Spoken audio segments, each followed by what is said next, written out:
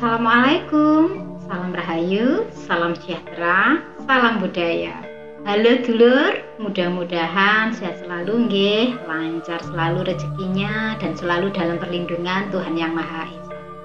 Pada tayangan kali ini, saya akan membahas tentang cara menerawang karakter baik buruk seseorang atau cara mengetahui karakter seseorang.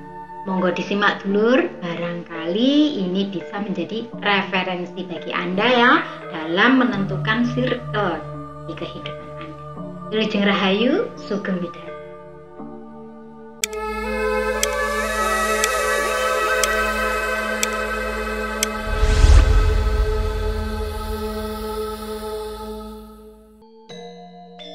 Pentingnya menentukan pergaulan supaya kita tidak mudah ikut arus ya dulur. Karena dengan bergaul dengan orang-orang yang baik, maka kita akan ketularan menjadi orang yang baik.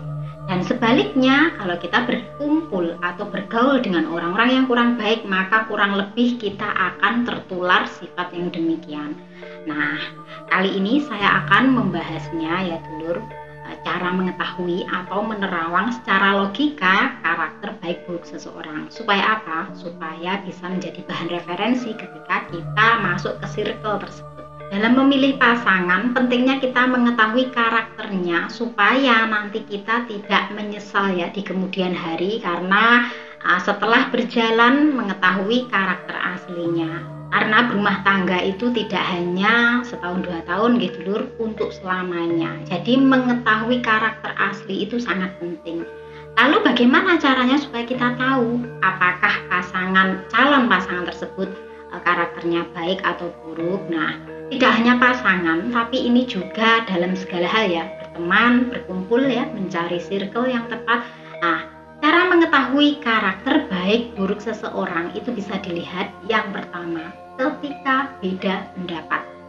Apakah ketika beda pendapat itu bisa menghargai atau ngeyelan ya, ingin menang sendiri, atau berkompromi untuk mencari titik temunya supaya tidak terjadi yang namanya perpecahan ya, menyinggung ya, bisa menata bahasa supaya tidak menyakiti sesama.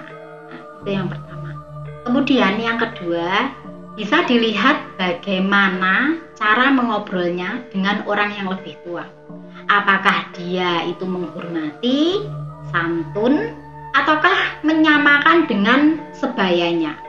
Karena ini penting ya dulur, orang yang memiliki etika ketika berbicara dengan orang yang lebih tua menunjukkan bahwa akhlaknya itu baik, meskipun kadang-kadang perbuatannya ada ya kemungkinan tidak baik, tapi sudah tertanam dalam dirinya bahwa kesopanan itu adalah yang nomor 1. Maka ketika berbicara dengan orang yang lebih tua darinya, bahasanya, cara bicaranya ini menentukan karakter seseorang. Kemudian yang ketiga, melihat caranya memperlakukan orang yang berada di bawahnya. Artinya ini levelnya ada di bawahnya ya. Kalau orang baik pasti memperlakukan seseorang, entah itu di bawahnya, di atasnya, itu tetap baik. Tapi orang yang sombong, dia hanya menghormati orang yang berada di atasnya. Ketika dia berbicara ya, atau bersikap dengan orang yang levelnya di bawahnya, maka akan kelihatan apakah dia tetap menghargai, apakah tetap santun, ataukah sebaliknya. Ini bisa dilihat. Kemudian yang keempat, yang paling sering terjadi adalah ketika berurusan dengan uang. Anda akan bisa mengetahui apakah orang tersebut baik atau buruk ketika seseorang tersebut berurusan dengan uang. Contohnya, saat berhutang, apakah dia tepat waktu ketika mengembalikan, atau banyak alasan bahkan menghilang ketika saatnya membayar hutang. Contoh yang paling ringan, karena orang yang baik pasti akan mengutamakan kewajibannya ya. Tidak peduli bagaimanapun caranya, ketika sudah berjanji akan mencoba menepati waktunya. Ataupun kalau tidak bisa menepati waktunya, dia akan mengatakan sejujurnya, bukan mencari-cari alasan supaya tidak membayarnya. Itu contoh sederhananya. Dan bisa juga soal bisnis. Ketika Anda mengajak kerjasama yang berkaitan dengan uang, maka akan terlihat sifat aslinya. Apakah dia culas atau mencurangi Anda, ataukah dia jujur dengan uang yang ada ketika kalian bekerja sama. Dan yang terakhir adalah baik buruknya karakter seseorang bisa dilihat ketika dia marah. Marahnya ini apakah meledak-ledak ataukah dia bisa menenangkan dirinya. Karena orang marah itu biasanya akan muncul apa adanya, sifat aslinya.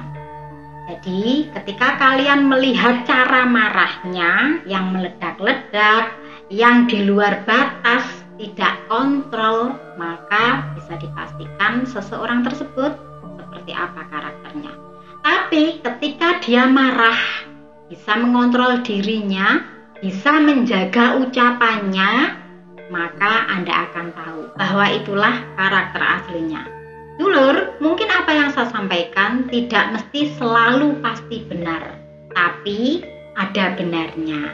Perlu diingat ya dulur, bahwa tua dan dewasa itu sesuatu hal yang berbeda. Tua itu tentang usia, sedangkan dewasa itu tentang karakter. Semua orang yang usianya bertambah maka dipastikan mengalami yang namanya tua, tapi tidak semua orang tua itu memiliki karakter dewasa. Mudah-mudahan apa yang saya sampaikan bisa menambah pengetahuan dan wawasan bagi kita semua. Saya mohon maaf apabila ada perkataan saya yang mungkin tidak berkenan. Saya Fitri Ika, salam rahayu, wassalamualaikum warahmatullahi wabarakatuh.